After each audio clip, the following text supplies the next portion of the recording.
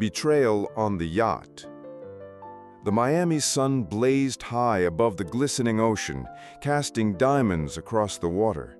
Seagulls wheeled lazily in the sky, and the sound of waves gently lapping against the yacht's hull created a hypnotic rhythm. The Celestia, a 120-foot private yacht, was the epitome of luxury.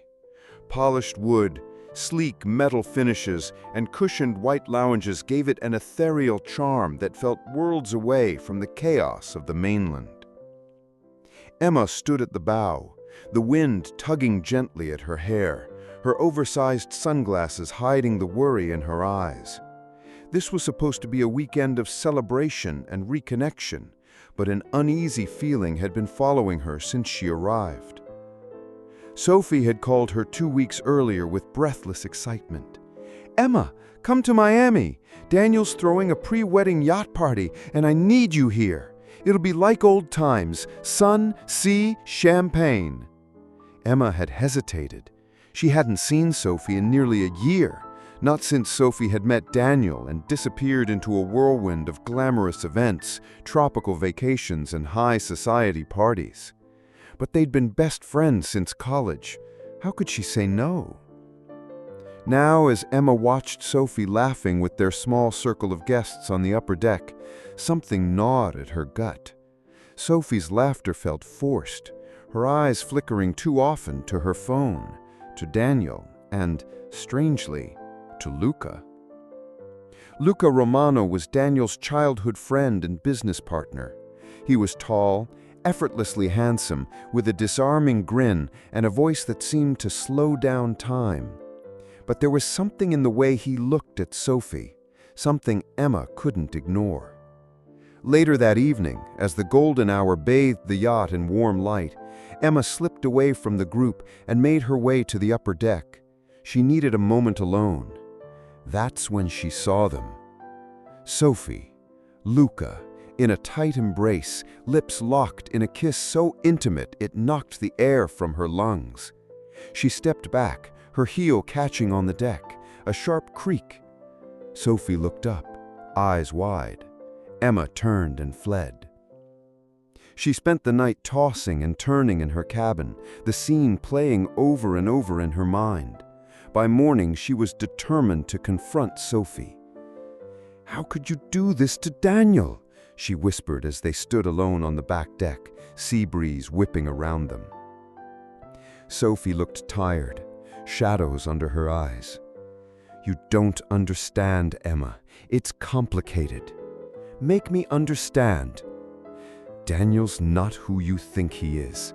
I didn't plan for this to happen. Luca and I, we were together before. We never really ended. When Daniel proposed, it was already too late. Then why go through with the engagement?" "Because I thought I could change. I thought I could love Daniel the way he deserves." Emma stared at her, heart pounding. "And now?" "Now I'm trapped. If I break it off, it'll ruin everything. He'll destroy Luca's company, cut me off, embarrass my family." She shook her head. "You're already ruining everything by lying." Emma tried to keep her distance, but the tension on the yacht became unbearable. Daniel remained oblivious, planning the upcoming engagement gala as if everything was perfect. Luca avoided Emma's eyes, guilt written across his face. 3 days later, everything exploded. They were anchored off the coast of a secluded key, the sky turning pink with sunset.